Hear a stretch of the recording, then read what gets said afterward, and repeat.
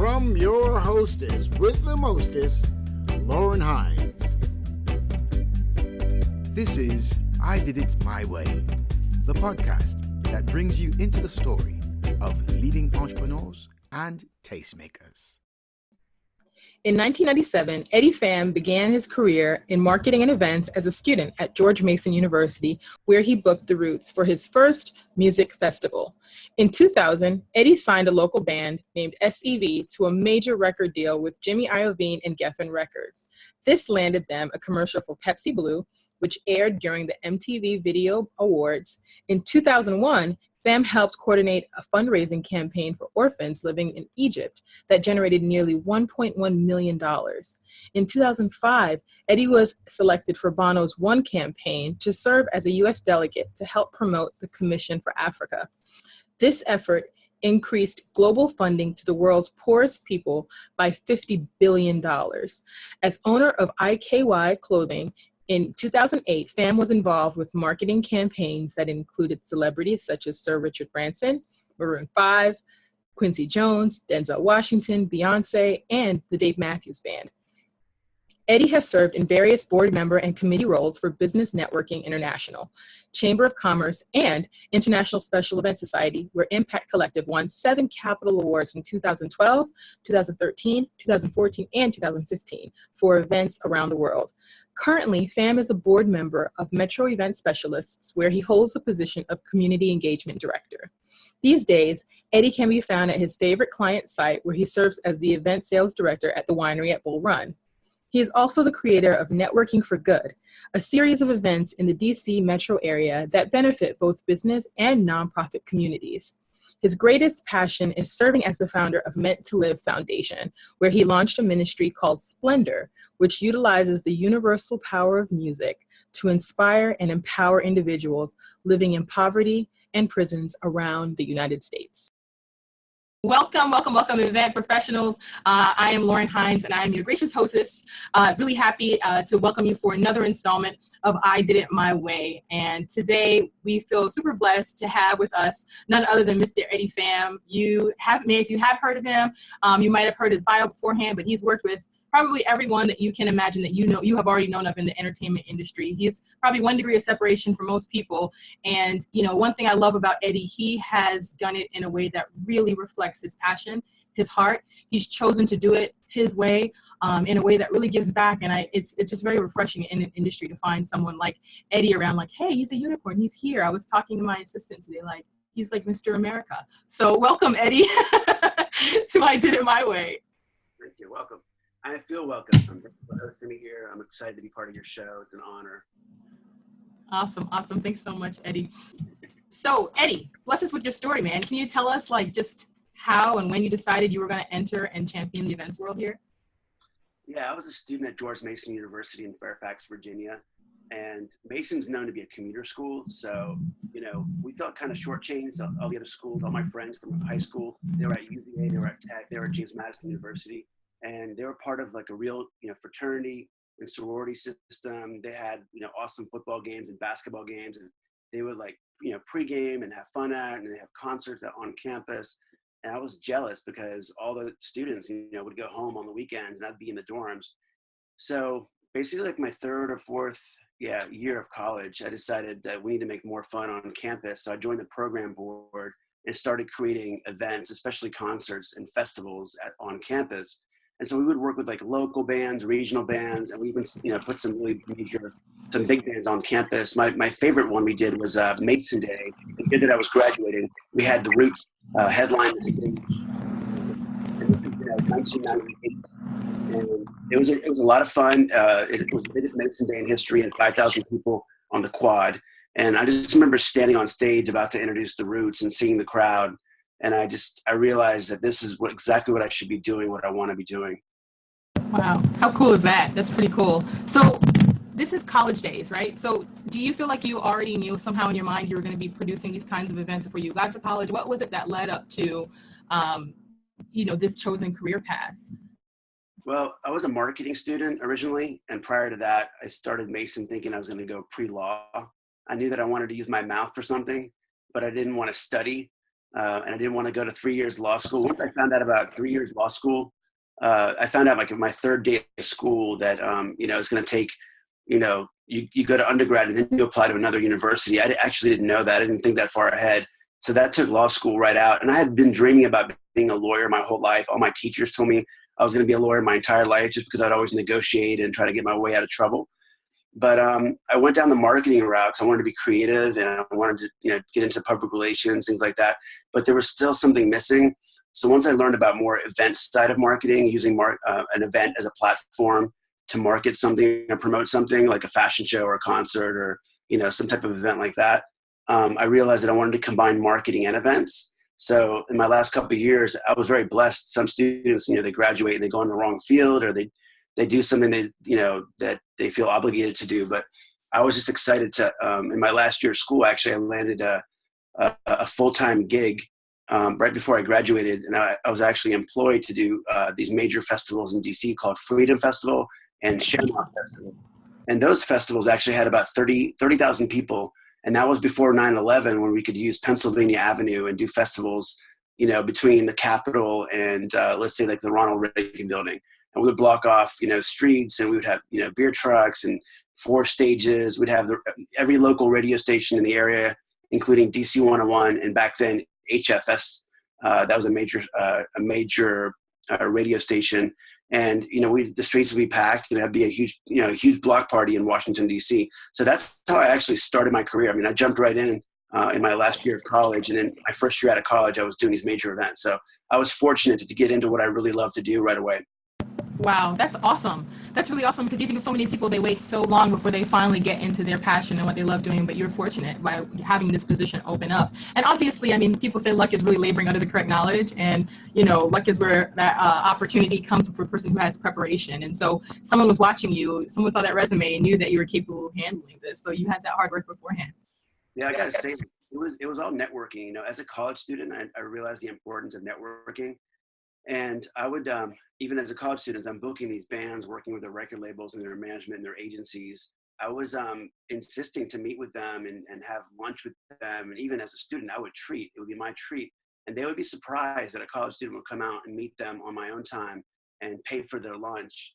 But I wanted their knowledge and I wanted their network. And most importantly, I wanted to build a relationship, because it was the relationships that I was building that even to this day in 2017 that have helped get me to where I am.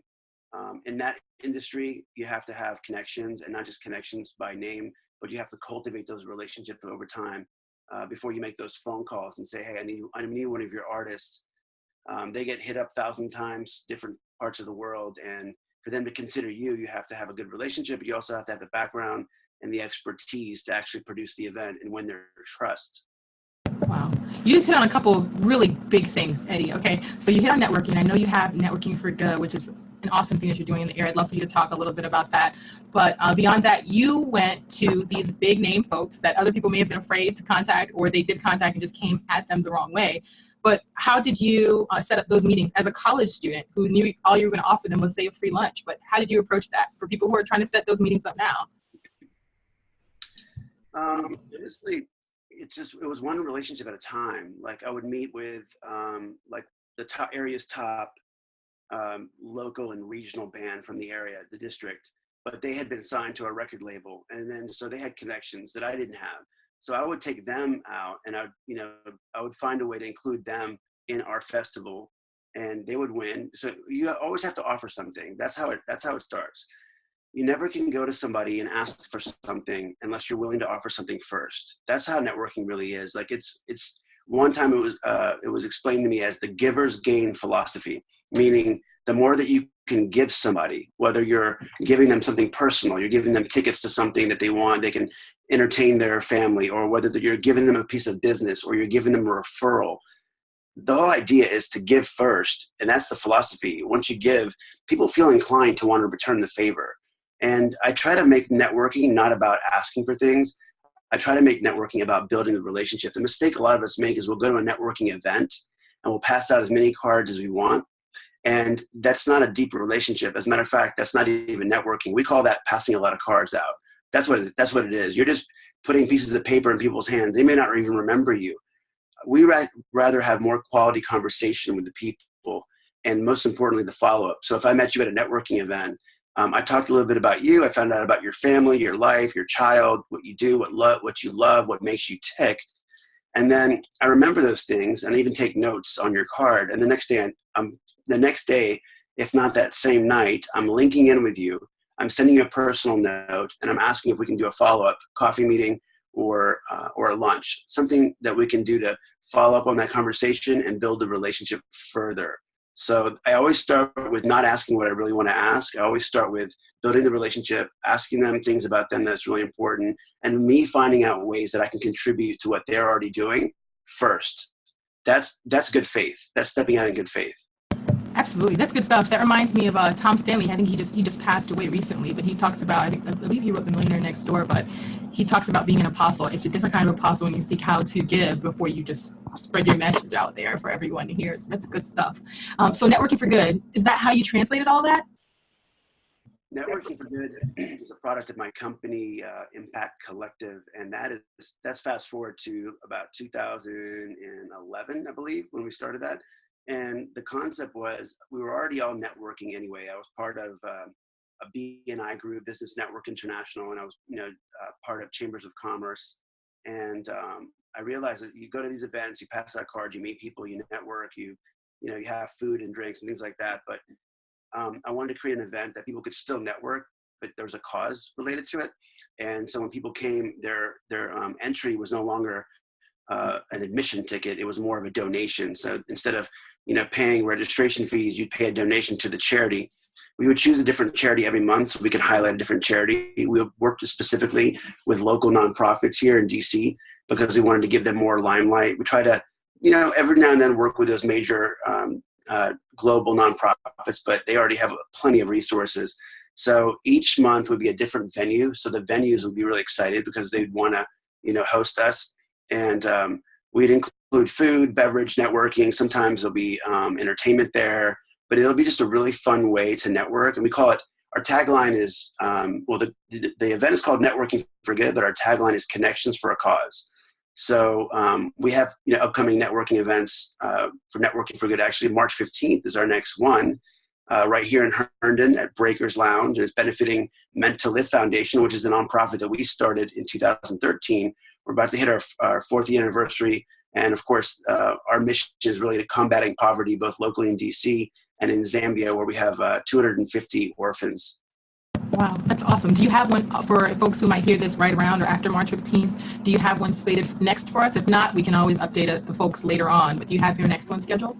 Yeah, we're working on April 20th is the next one after that. And that one's going to be focused more on the homeless population in Washington, D.C. And all the money raised will be going to an organization supporting getting people out of the streets. Very cool. Very cool. Very cool. Thanks for sharing. And so you talked a little bit about Impact Collective. So what got you to starting that? Because there was a lot that happened between graduating and the launch of Impact. I know you helped sign someone to a Jimmy Iovine, deal and a whole lot of other things that happened in between. So what was that progression that got you to Impact Collective? Well, right out of college, when I was doing the event thing, I managed events also, which I love.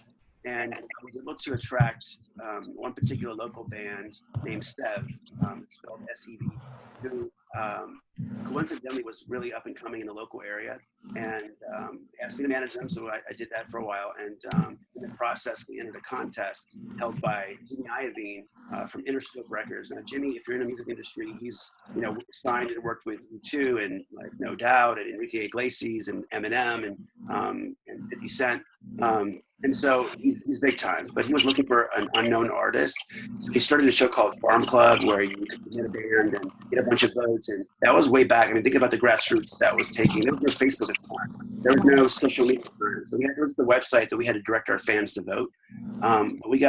We won the contest. We went to LA and we performed on national television, opening up for Dr. Dre, Snoop Dogg, and Ice Cube. We were doing an NWA reunion. And Snoop Dogg filled in for Eazy-E.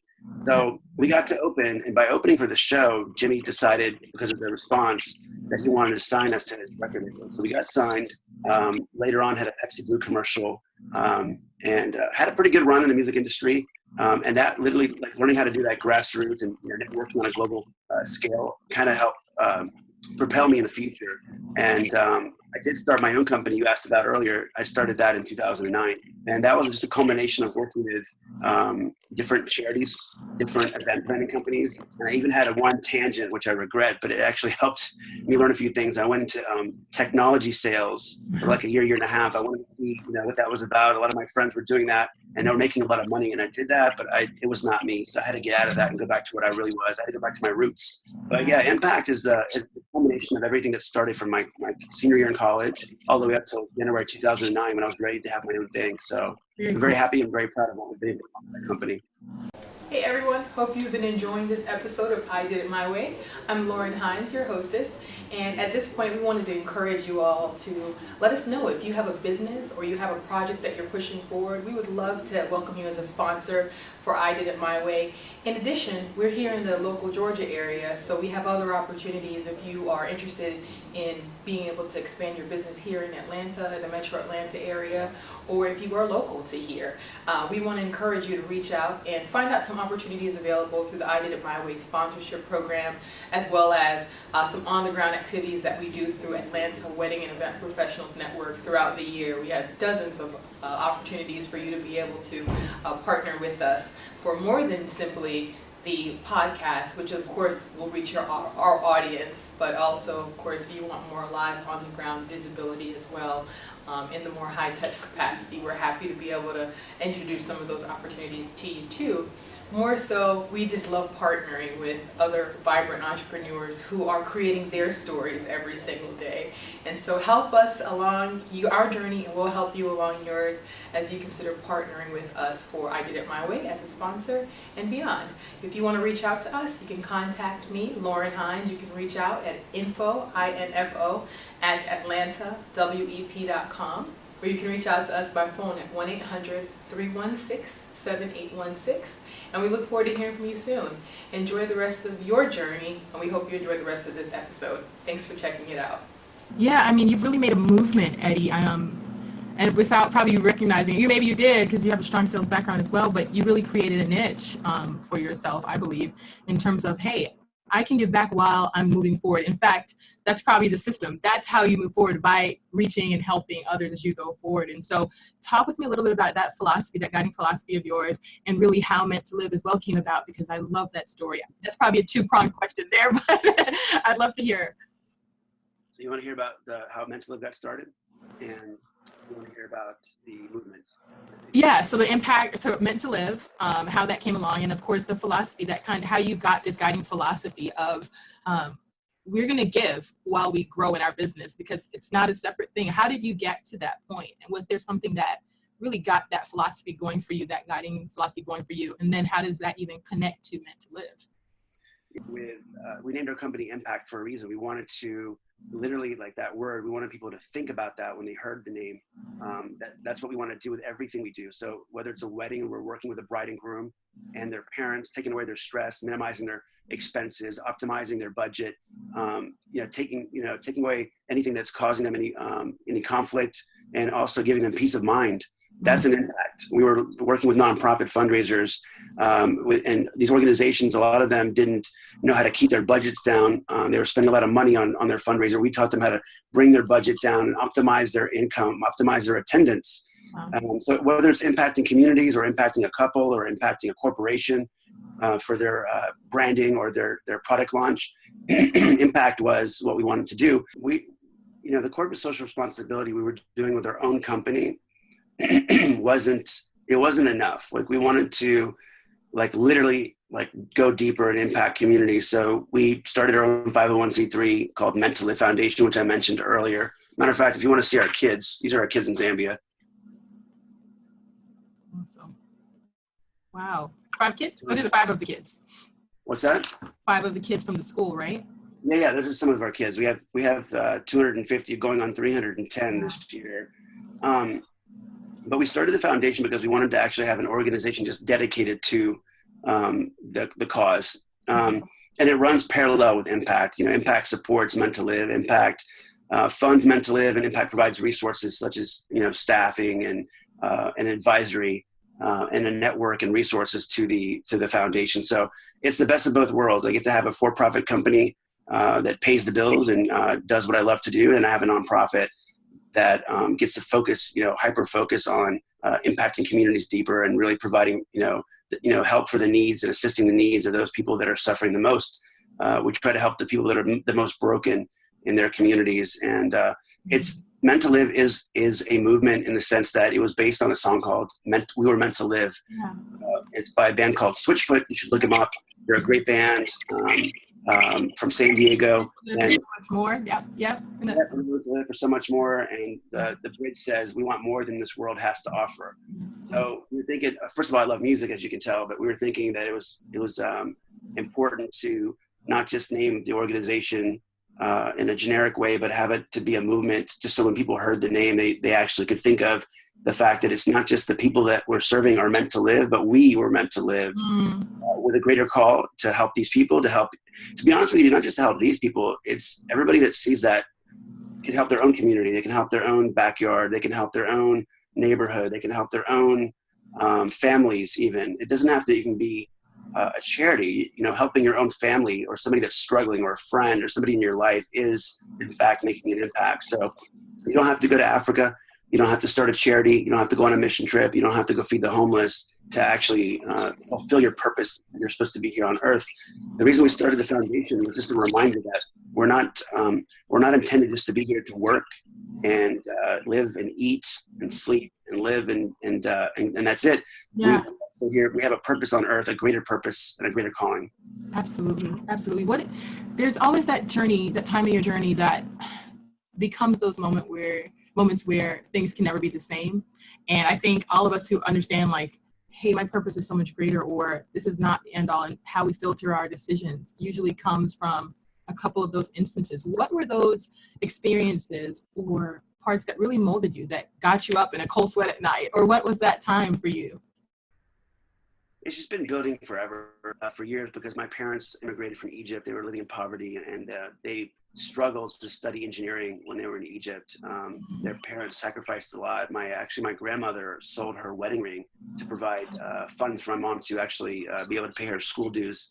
And my mom spent her whole life, which thank God she's still with us, even due to a breast cancer illness that almost took her out, actually. But by the grace of God, she's still around and surviving. But her whole life was to provide for her kids and create a legacy that way. And that inspired me because my parents went through a lot to be able to provide for me, my brother, my two sisters. And when they did that, I didn't forget my roots. I didn't forget my background. Now, I've lived a very privileged life thanks to my family. But I know that a lot of people out there in the world that do not. There's millions of people living under $1 a day in life. There's thousands of people losing their life every single day due to HIV or poverty or preventable diseases. So I just I felt, at least for myself, I had to take responsibility. I can't make everybody do that, but I can be responsible for my own actions. So I just felt like starting a nonprofit, starting a movement, and if people want to get involved, that's awesome. But at the very least, I have to do my part. So a lot of it stems from my family and the fact that they were able to achieve the American dream despite a lot of challenges. And I want to pay it forward. Absolutely. So being that you already are down this track, I'm sure you've attracted a lot of folks who are just wanting to collaborate with you, partner with you, do different things with you. Is that something you're looking for now? Because even now, I would love for you to share also about a little bit more about Splendor. But as you do all these things, it has to attract folks who are just awake and they say, what can I do to participate? How can I be part of something already that you're doing? Yeah, we're very fortunate. You're right. It's like the law of attraction. We do what we do. And there's a lot of folks that come out and say, hey, I've been wanting to do something. I've been wanting to contribute, but I don't know how. So we provide them the means. We provide them the way, whether it's getting involved in supporting an event through an in-kind sponsorship or donating money or sponsoring a child with Mental Live Foundation. One thing you just touched upon was Splendor. So we have the orphans program in Zambia. It's called the Oz Project. And my brother, he's a priest in Zambia, Father Abraham actually is his name, which is a very fitting name for having that many kids, right? Father Abraham had many. It's very fitting, yeah. So, but I was, it wasn't enough just to send money and do events in Africa. It wasn't enough for me. I felt called to do something locally. So we launched a new ministry about 1.5 years ago called Splendor, where we take whether it's inner city youth or folks that have been through alcohol, drug rehabilitation, homeless, people that are facing all kinds of poverty and disadvantages locally in DC and Northern Virginia and Maryland, actually, in this region, the DMV. And we would actually take them to an inspirational concert like Michael W. Smith, Amy Grant, Toby Mac, Natalie Grant, Danny Goki, who was on American Idol, Colton Dixon, who was also American Idol, Lauren Daigle, who was also on American Idol. Because hopefully somebody out there at least knows those names, but we would take them backstage to meet the artist, to receive a positive message. We would feed them. We will get them, T-shirts and CDs and goodie bags and merchandise. They would have a meet and greet with the artist. They would watch the concert, and it's just a night out from whatever their circumstance is. It's a VIP experience that we felt we'd give. And being that I'm in the event industry, I was able to get, great catering for them, or, great transportation for them to pick them up, things like that. And it's all about, I'm in the events industry, so it's all about working together to help people. And it's just a great way to form an alliance with your own fellows in the industry. And, we build relationships together. The event industry is a very collaborative industry. It's not a competitive one. And so there's many event planners out there that are supporting us. And even though we have our own event company, we're very grateful to those event planners.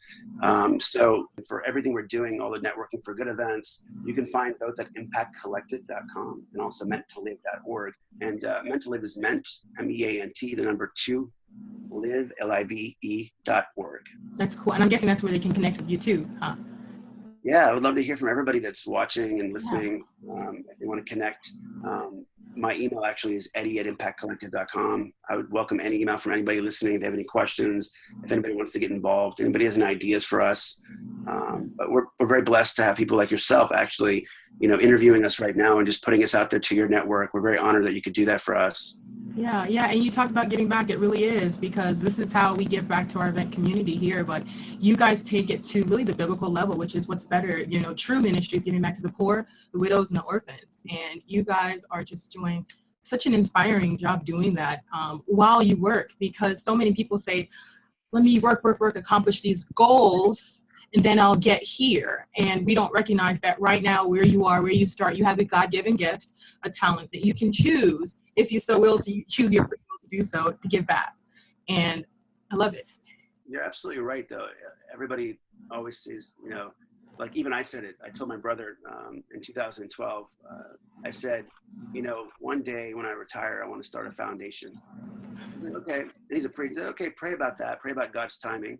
And a few months later, he calls me up and he says, look, we're having this, issue with all these orphans running around and no one to support them. And he's like, that time is now. And I'm like, all right, the call was made. God sent my brother to make that phone call. And I knew when I got that phone call that I needed to start right away, that I couldn't ignore it. I didn't want to live, a comfortable life and then retire at whatever age and then decide, okay, I'm going to start helping, because I felt like I'd be wasting my life. I have so much, now I have so many resources now. Why wouldn't I use those resources, those connections, my network, the generosity of loved ones and friends and people in the industry? Why wouldn't I use that now to help other people? I was obligated. A verse we use, you mentioned scriptures, we use a verse, to whom much is given, much is required, from the Gospel of Luke. And we use that because we've been given so much as a company. We're also living in the nation's capital. We're living in the most powerful city in the world. And how could we not, use all the gifts and blessings and the talent we've been given and to help other people, that are in great need. So it was a very obvious call. And once I made that move, I stepped out on faith, and I've never looked back. And I don't plan on retiring. One day, it'll probably be more geared towards the foundation, down the road. But I don't plan on ever stopping. There's too much work to be done. The harvest is great and the labors are few. That's awesome. Thank you, Eddie, so much for sharing that. And, we're going to jump off, but I could talk with you all day about everything from the multiple areas that, you so graciously and so wonderfully do. But one quick question, but one quick question. We have someone who, let's say you have someone getting involved now in event planning or event production. Because I want to ask this to you because you've done multiple arenas of it. Some people can only speak to weddings. Some people can only speak to entertainment, but you can speak to a wide range. What advice do you give to that new person coming involved and how it relates to using their purpose? Following their purpose, sorry. I'd say, anybody, no matter where you're at, whether you're just beginning or you've been doing this for 20 years, I always say take inventory in what you have in your life. it's not just about income. It's about how many people do you have around you, how many friends and family, how many loved ones, how well you're cared for, how many people have mentored you, how many people have invested in you, how many people have believed in you. And try to flip that and say, well, who can I invest in? Who could I help? Who could I mentor? Who could I guide? Who could I, contribute to?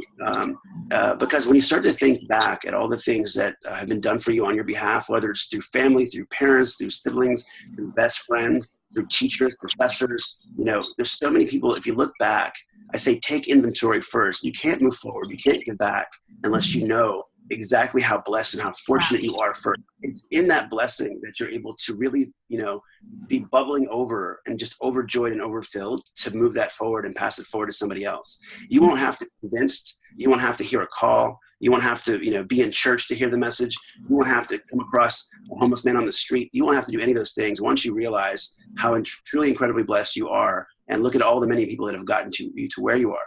So if you're able to start a business, somebody invested in you, somebody believed in you. If you've been doing it for a long time, you're successful. You didn't get there by yourself. None of us have ever gotten to where we are by ourselves. So think about those people that have no one. There's many people in the world that have nobody to support them, nobody to believe in them, nobody to encourage them. And those are the people that we should be seeking. Part of our mission is not to just take inventory, but also to seek out mission, to seek out work, to seek out people that we can actually help, because they're not going to land on your doorstep. You're not going to have a homeless guy knock on your front door saying, give me money. You're not going to have a nonprofit necessarily show up to your work and say, please support us. So I encourage, no matter how new you are in the game, even if you're starting your business and you have no money, you still have something, an asset that's more important than money. You have something called time. You can take your time. Which is the greatest asset we all have, and you can invest your time by volunteering with a nonprofit. You can volunteer on an event. You can volunteer with registration. You can volunteer in helping fundraise for that event. You can volunteer by selling tickets. You can volunteer by helping to promote and market that event. You don't have to spend money. You don't have to invest money, but you're investing of your time is an even greater asset. And that's how I started. Before I had an income, I volunteered my time. Good stuff. Good stuff. Well, Eddie, I really appreciate you. And I just thank you again for just taking away even 30 to 40 minutes here just to share your story, share your heart with us. And I really appreciate you for doing that. And our listeners, thank you too. And so until we meet again, obviously, I look forward to seeing all you do to continue to prosper and help others to do the same.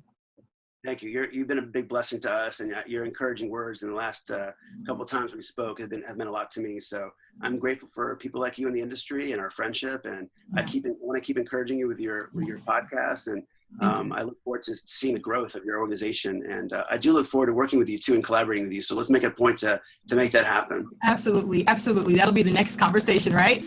Thank you for being a part of the magic with I Did It My Way. Visit us at www.atlantawep.com.